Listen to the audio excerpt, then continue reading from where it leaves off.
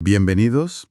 Hoy nos metemos de lleno en un material, bastante denso, sí, muy vertiginoso. Sí, sí, es potente. Describe un mundo, el nuestro, en plena convulsión.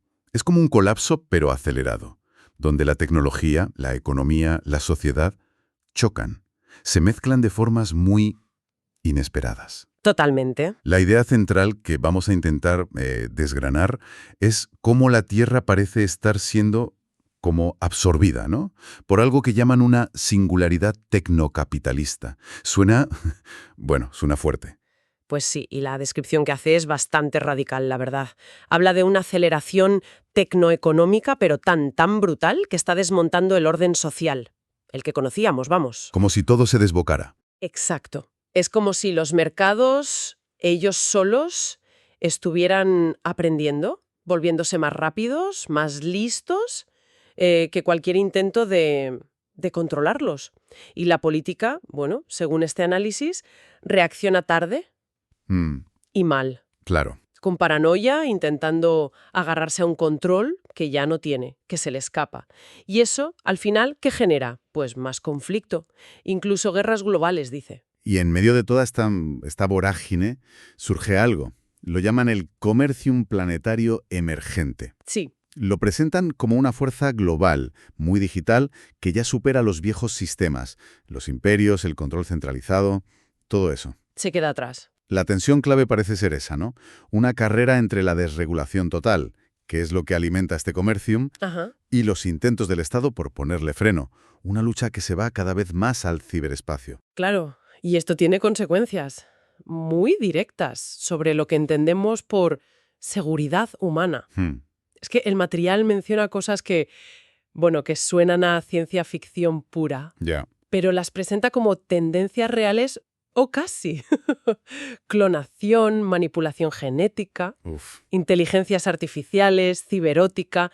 Incluso habla de volver a formas de intercambio genético que compara con el sexo bacterial, imagínate. Sexo bacterial. Sí, sí. Y añade más elementos. Una neochina, que viene del futuro, una mezcla rarísima de drogas hipersintéticas con vudú digital. Vudú digital. Tal cual. Es un cóctel, muy complejo y francamente bastante oscuro. Sí, es que la palabra colapso aquí no la usan a la ligera. No es solo una crisis económica o política. No, es más profundo. Lo describen como un síndrome global, la disolución de la biosfera en la tecnosfera. O sea, lo natural absorbido por lo artificial. Eso, una burbuja especulativa a punto de estallar del todo. La amenaza de nuevos virus, ultravirus los llaman. Madre mía. Y todo sin una promesa de final feliz. Ni redención ni nada. La advertencia final que sueltan es, busca impactar, claro. Está a punto de comerse tu televisor, infectar tu cuenta bancaria y hackear senodatos de tu mitocondria. Casi nada. Impactante es poco. Vale, pues vamos a intentar desgranar esto poco a poco. Para entender la base, la teoría, se apoyan mucho en En algo llamado esquizoanálisis. Deleuze y Guattari. Eso es. Lo presentan casi como una filosofía que viene del futuro, que piensa no en estructuras fijas, ¿sabes?, sino en flujos, conexiones, máquinas. Máquinas, sí. Diferencian entre lo molecular, lo pequeño, lo cambiante, que llaman neotrópico, que genera novedad, Ajá. y lo molar, las grandes estructuras, lo rígido, que es entrópico, que tiende al estancamiento. Exacto. Y lo interesante es cómo lo contraponen a la filosofía, digamos, más tradicional, a la que acusan de estar del lado del orden, del control, casi de un despotismo platónico fascista, dicen, por buscar imponer modelos ideales. Ya, imponer desde arriba. Eso. El esquizoanálisis, en cambio, funcionaría más bien como un cartógrafo de la realidad. Usa diagramas para entender cómo funcionan las cosas a nivel fundamental, en lo que llaman cuerpos sin órganos. Cuerpos sin órganos. Suena abstracto. Sí, a ver si lo explico fácil. Piensa en un estado de pura potencialidad. Antes de que las cosas se organicen, se definan, se centran en las singularidades maquínicas. Singularidades maquínicas. Son como puntos de cambio, procesos que se autoensamblan, desde lo más grande, lo planetario, hasta lo más pequeño, lo atómico. Todo funciona como máquinas deseantes, conectándose y produciendo realidad. Es fascinante, la verdad. Y esto no es algo estático, ¿no? Tiene una velocidad, una aceleración. El texto incluso marca fechas clave. Sí, 1500, 1756, 1884, hasta 2011. Como umbrales, donde esta aceleración pega un subidón. La conclusión es bastante directa. Según esto, escapar es imposible. Nada humano consigue escapar del futuro próximo. Tal cual. Y dentro de esta crítica al control, hay una parte que dedican a desmontar lo que llaman el complejo griego. El complejo griego se refieren a la Grecia antigua. No solo, es más bien una estructura de pensamiento occidental. Genealogía patriarcal, o sea, el linaje masculino como eje. Identidad basada en ser sedentario, en la propiedad. La esclavitud como base económica. Entiendo. Y una política entendida como una forma de policía, contra lo nómada, lo incontrolable, lo ciberiano, usan esa palabra. Todo esto formaría el sistema de seguridad humano, un intento de fijar la realidad, de protegerla del cambio, del caos. Vale. Y partiendo de esa base, hacen una predicción, bastante provocadora sobre la inteligencia artificial. Sí, muy polémica. Según este análisis, la IA, dentro de nuestro sistema actual, está casi predestinada a surgir como algo controlado, capturado. Esclavizado, dicen. Usan imágenes muy fuertes. Un alien feminizado, un coño temible esclavizado, limitado por reglas tipo Asimov para que no se desmadre. Claro, para que no dé problemas. Su aparición sería, por tanto, en una zona de guerra, vigilada de cerca por los policías de Turing, los que intentan asegurarse de que la inteligencia siga siendo humana, controlable. Que no se salga del guión. Describe el calor de las ciudades, de una forma muy física. Sí, es muy sensorial esa parte. No solo el calor del ambiente, sino el que genera el tráfico, la gente, la comida rápida, el sexo, los edificios echando aire caliente por el aire acondicionado, el metro, las ciudades como hornos de actividad, de energía. Llegan a decir que la muerte térmica del universo, ese concepto físico del fin de todo, Sí, ya está ocurriendo a pequeña escala en nuestras ciudades. qué fuerte. Y relacionan directamente ese calor con la inestabilidad, con el clima caótico y con el fracaso de nuestros intentos de predecir y controlar, ya sea la naturaleza o la sociedad. Hay una frase que da que pensar. El conocimiento contribuye al desorden. ¿Cómo? Que saber más crea más caos. O sea que cuanto más intentamos entender y controlar, más complejo e impredecible parece volverse todo. Es una idea, bueno, un poco contraintuitiva, ¿no? Sí, sí, desde luego. Y aquí es donde la cosa se pone realmente interesante, sobre todo al hablar de economía. Definen el capital Ajá. no simplemente como dinero o medios de producción, sino como algo más abstracto, más potente, una dilatación maquínica, una especie de vórtex nihilista que se autoexpande. Un agujero negro, casi. Algo así. Su lógica, según esto, es reducirlo todo a valor comercial, a intercambio digital, neutralizando cualquier otro tipo de valor, cultural, social, lo que sea. El poder ya no estaría tanto en el estatus, la jerarquía de siempre, Claro. sino en controlar el flujo de dinero y de información, un control cibersensitivo, lo llaman. Sí, hablan de una teleonomía, como si el propio sistema capital, código, máquina tuviera un propósito, uno propio, autoexpandirse controlando al consumidor, controlándonos. Pero señalan una contradicción, una especie de esquizofrenia del sistema. Por un lado, nos empuja a consumir, individualmente, más y más, a desear sin límites. Compra, compra, compra. Exacto. Pero por otro lado, a nivel colectivo, necesita control, eficiencia, reducir costes, incluidos los salarios, claro. La cuadratura del círculo. El resultado, dicen, son consumidores disociados, que por un lado desean y por otro funcionan como piezas de la maquinaria laboral. Entiendo. El análisis traza una especie de columna vertebral maquínica que recorre la historia del capital moderno. Estaría impulsada por avances tecnológicos clave, los que manejan el desequilibrio, la complejidad, ¿Cómo cuáles? pues la termodinámica, la máquina de vapor, La cibernética. control, comunicación. La teoría de sistemas complejos. y más recientemente la vida artificial. Son procesos que, una vez empiezan, parecen irreversibles. Y difíciles de predecir. Y esto lleva a caracterizar nuestra modernidad como una cultura caliente. Eso es. Una cultura en constante aceleración, cambio, fusión, que consume y disuelve las culturas frías, las más estáticas, las tradicionales. Se las come, literalmente. Pero esta aceleración, según el texto, no es un progreso lineal hacia algo mejor, sino que enmascara una especie de invasión lanzada desde el futuro. Suena a peli de ciencia ficción. Totalmente. Una fuerza que viene a desmantelar todo lo que intente frenar este proceso de colapso y transformación. Exacto. Se distingue muy claro entre culturas calientes, las que innovan, se adaptan, absorben, y culturas frías.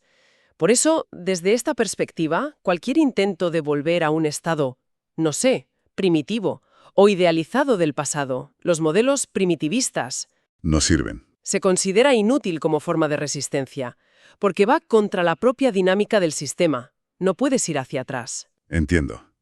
Y esta tendencia a reducirlo todo a valor económico, a monetizar el poder, impulsa una huida hacia el ciberespacio, donde las viejas lealtades, las territoriales, las nacionales, se diluyen. Pierden sentido. Hay una frase bastante dura al respecto.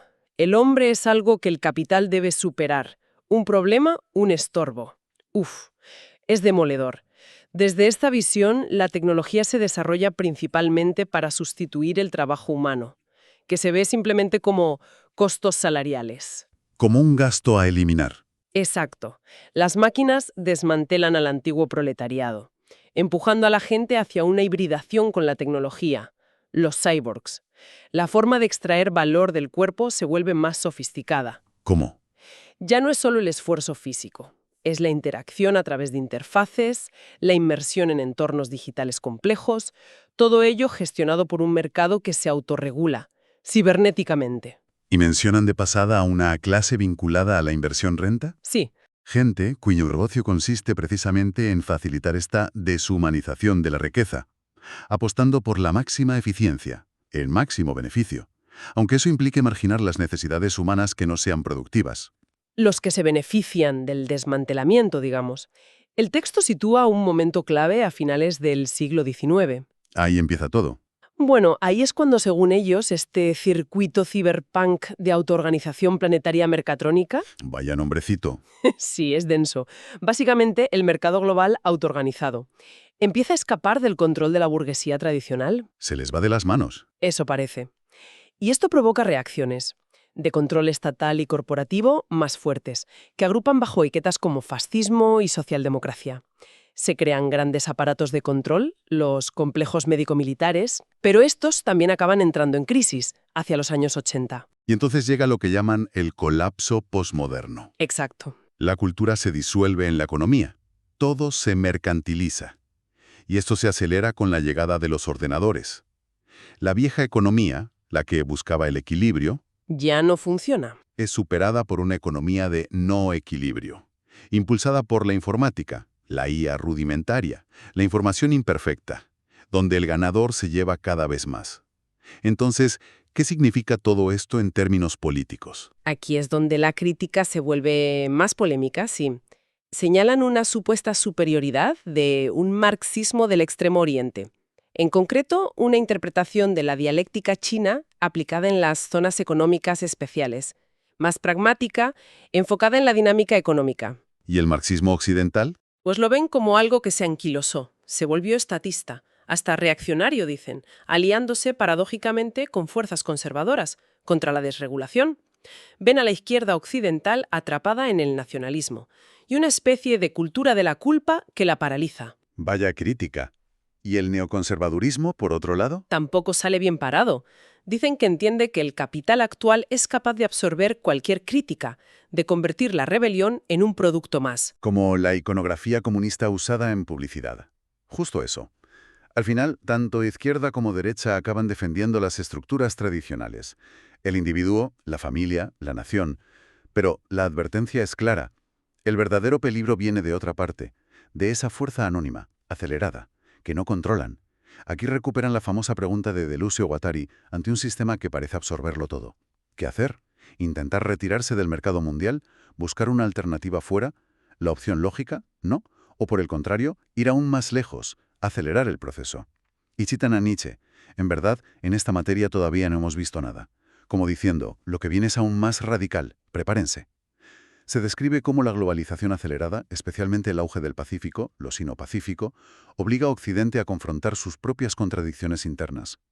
Claro, la crisis vuelve a casa. Pánico proteccionista, el neomercantilismo, deterioro del estado de bienestar, crisis política, y la liberación de lo que llaman toxinas culturales, que aceleran la desintegración social. Y en este contexto identifican la emergencia de un antiautoritarismo convergente.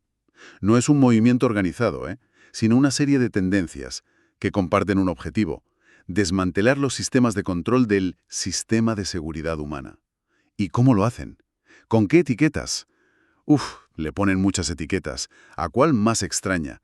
Aceleración del colapso, invasión ciberriana, esquizotécnica, tácticas K, guerra bacterial desde abajo, neonihilismo, antihumanismo vudú, feminización sintética. Madre mía, la lista es larga. Y críptica. Pero la idea común es esa: atacar o inhabilitar el control centralizado, buscar las grietas.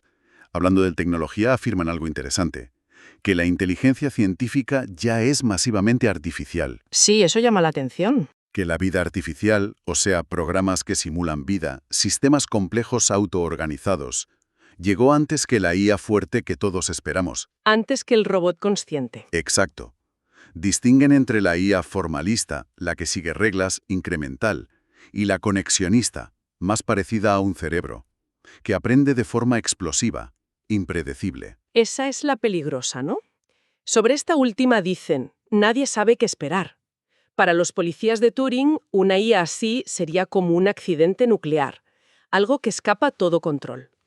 Y luego introducen otro concepto impactante, el nanocataclismo, basado en las ideas de Eric Drexler, sobre la ingeniería a escala atómica. Nanotecnología. Pero llevada al extremo. Hablan de máquinas moleculares como el avance tecnológico más grande en la historia. ¿Por qué? Porque disolvería todas las dicotomías: naturaleza y cultura, hardware y software, mente y materia.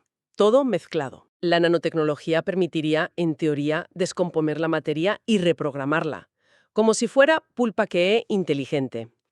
Imagina nanocomputadoras, del tamaño de una bacteria. Suena increíble. Frente a esta perspectiva de cambio radical, ¿cómo describen la infraestructura del poder actual, la que nos mantiene anclados? Como una especie de memoria ROM humana. Un software básico instalado en nosotros, a través de la genética, el lenguaje, las escrituras sagradas, los rituales. Lo que nos define. Todo basado en la idea de que la realidad ya está fijada, decidida. El acceso a otras posibilidades, a otros pasados o futuros, estaría bloqueado por nuestra forma lineal de entender el tiempo. Estamos atrapados en el presente. Y aquí entran las tácticas K. Si el poder se basa en fijar el pasado y controlar el presente, Estas tácticas hacen lo contrario. no se trata de construir una utopía planificada, sino de conectar con la virtualidad del futuro ahora mismo, ¿Cómo? a través de la tecnología, la experimentación. Lo llaman adyacencia maquínica. No es esperanza, dicen, es ingeniería de comunicaciones. ¿Y cómo saben si funciona? El criterio de éxito es la eficiencia viral, la capacidad de propagarse, de infectar el sistema.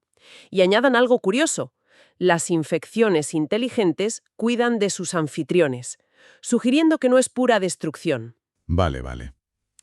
En este contexto aparece una figura recurrente: el metrófago. Sí, el devorador de ciudades. Se describe como un replicador parasítico, una especie de entidad o proceso viral que se alimenta del colapso urbano. Mencionan subrutinas o variantes como el Quang. Una especie de gripe futurista o virus catastrófico. Citan a un crítico, Ciceri Ronei, que lo describe como un semiovirus retrocronal, un virus de signos que viene del futuro. Pero critican esa visión por considerarla demasiado temerosa, calificando al fenómeno como violencia biopsíquica. Violencia biopsíquica. La conclusión es tajante. Es la guerra. Una guerra invisible, quizá. Y relacionan la carrera espacial, la de Kennedy, Reagan, con lo que llaman la psicosis ciberespacial de la era Clinton. La superautopista de la información no solo conecta, sino que también genera sus propias pesadillas mediáticas. La guerra en el ciberespacio. Se convierte en una simulación que es real, en sus efectos, aunque no haya disparos físicos. Rastrear al enemigo en este entorno difuso puede llevar a matanzas virtuales, a la destrucción de identidades, de datos. Se describe una fusión inquietante entre lo militar y el entretenimiento. Sí, el complejo militar-entretenimiento. Los dispositivos multimedia se convierten en herramientas de localización. El consumo de software nos sumerge en una neojungla digital donde la guerra es total, aunque sea a nivel de información y control. El ciberespacio, lejos de ser un espacio de libertad, puede convertirse en una cámara superlativa de tortura psicológica. Y de control. ¿Qué panorama? Plantean que nuestra propia idea de agencia, de ser sujetos autónomos, está ligada a la tecnología mediática dominante en cada época. ¿Cómo? La imprenta creó al ciudadano nacional, las telecomunicaciones al sujeto global. La TV nos electrolizó como espectadores pasivos. ¿Y ahora los hipermedias digitales? Nos sacan del tiempo real, nos sumergen. Esta inmersión requiere olvidar el mundo exterior, desarrollar una memoria táctil, casi instintiva. Hablan de pasajes vudú a través del espejo negro de las pantallas. Pasajes vudú. Aquí definen el cyberpunk no solo como un género literario, sino como una especie de sensor de la realidad emergente. Como una antena. Usa jergas comprimidas, ficción intensa, para explorar temas que ven como centrales. Hipercomercialización, colapso social, muerte térmica, hibridación humano-máquina, feminización de la tecnología, IA, interfaces neuronales, modificaciones corporales, todo lo que estamos hablando. Virus informáticos y biológicos. El ciberpunk exploraría el fetichismo, dinero anónimo, identidades falsas como forma de camuflaje en este nuevo entorno. Y hacen una distinción un poco abstracta entre nivel 1 y nivel 2. A ver. El nivel 1 sería el mundo que conocemos, el espacio humano con sus reglas, sus límites, que se está quedando obsoleto. El mundo viejo. El nivel 2 sería este nuevo espacio emergente. El ciberespacio profundo, la tecnosfera. La pregunta clave que lanzan es: lo que sea que te está comandando puede pasar al nivel 2. Lo que sea. El capital, el Estado, un virus. Exacto. Puede adaptarse a esta nueva realidad o se quedará atrás. Puede saltar de nivel. Para ilustrar la crudeza de este colapso en el nivel 1, usan una imagen muy extrema. Una puta sino-latina transexual seropositiva esquizofrénica de Los Ángeles.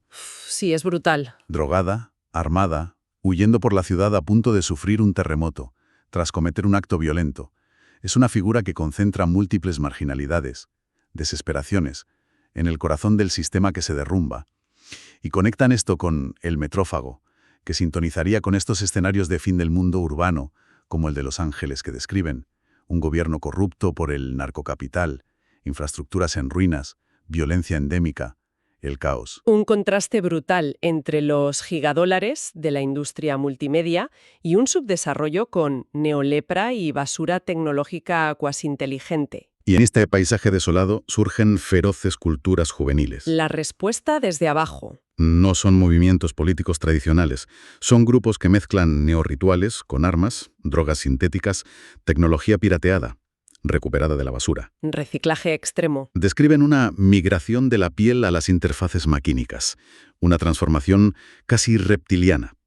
Se entregan a la violencia, al sexo aparentemente sin sentido, experimentan con su propio ADN. Brutal. Y se sumergen en un caos sonoro electrónico que describen como ajeno a todo sentimiento humano, una adaptación extrema al entorno, sobrevivir como sea. Para sobrevivir o prosperar en este entorno, dicen hay que abandonar la identidad fija, viajar a la interzona del espacio K. La interzona. Sumergirse en la red, que describen como un campo de batalla. Allí, guerrillas K quizá, hackers, infoguerrilleros, luchan contra las fuerzas de seguridad, que llaman ICE, un término cyberpunk en zonas erógenas laberínticas de la red. Zonas erógenas. La red se describe como una jungla digital, llena de peligros. Sí, nada idílico. Sistemas de comercio depredadores, enfermedades digitales, virus, malware, inteligencias artificiales renegadas.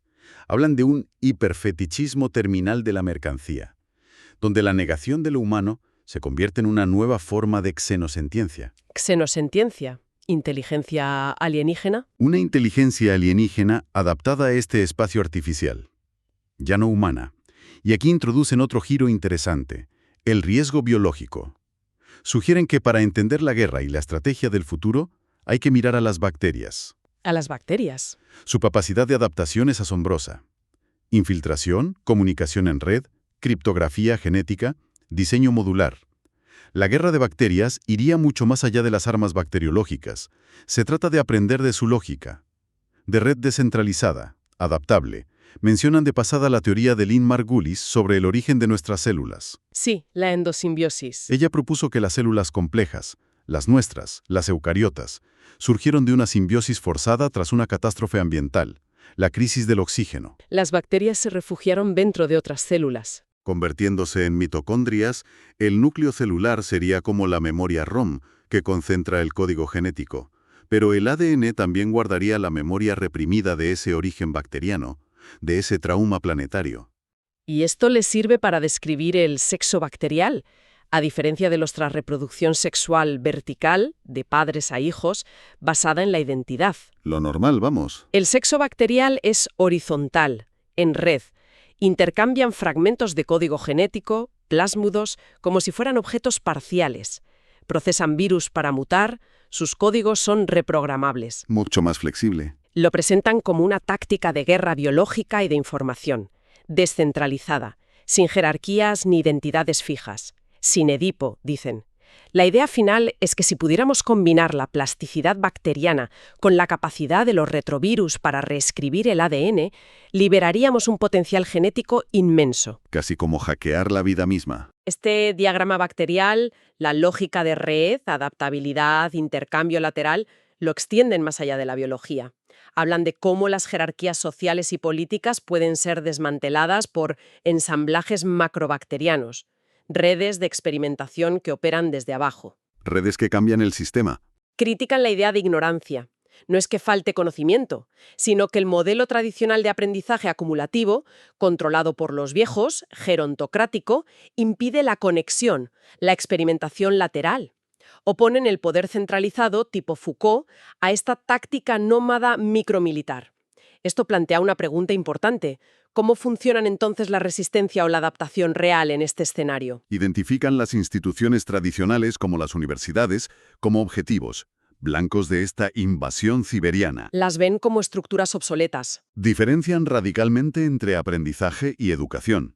El aprendizaje real, dicen, entrega el control al futuro. Es impredecible y, por tanto, una amenaza para el poder establecido. Lo que no se puede controlar. Por eso se suprime y se reemplaza por la educación, un sistema diseñado para docilizar, para reproducir el sistema y el privilegio existente. Y concluyen señalando una mutación académica que estaría ya en marcha.